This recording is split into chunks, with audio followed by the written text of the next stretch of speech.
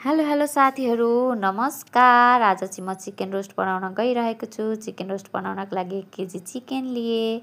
स्वादअनुसार नुन हालिसके पछाडि मैले त्यसमा बेसार हालिसकेपछि कर्नफ्लावरको पाउडर हालेँ। कर्नफ्लावरको पाउडर हालेपछि अदुवा लसुनको पेस्ट मात्रै हालेँ, किनभने अदुवा लसुन मात्रै हाल्नु पर्दछ। यसमा चाहिँ जिरा सिराहरूको धुलो सुलो हाल्यो भने चाहिँ डढ्ने गर्दछ।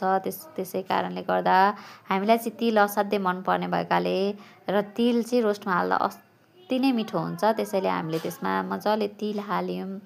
त्यस पछाडि गएर कागतीको रस हालेँ। त्यस पछाडि कागतीको रस हालेर त्यसलाई मैले मजाले मोलेँ। सबैतिर नुन मरमसलाहरू पुगोस् भनेर। त्यस पछाडि गएर मैले त्यसलाई 2 घन्टा राखिदिएँ। 2 घन्टा राखे पछाडि त्यसलाई मैले निकालेँ। अनि त्यसमा मैले सुजी हालेँ। सुजीले चाहिँ क्रन्ची हुने भएको कारणले गर्दाखेरि सुजी हालेँ। त्यसलाई मैले मजाले चलाएँ र त्यसलाई मैले बसाइदिएँ। हेर्नुहोस् त कति राम्रो भएर पाको रातो भएर। अनि त्यसलाई मैले प्लेटमा हालेर नानीलाई लगिदिएँ। नानी कस्तो भयो भनेछ त मामु? धेरै मिठो भयो। उसलाई चाहिँ म दिनैपछि नयाँ नयाँ खाजा खाने दिने गर्दछु। हस् त, धन्यवाद साथीहरू।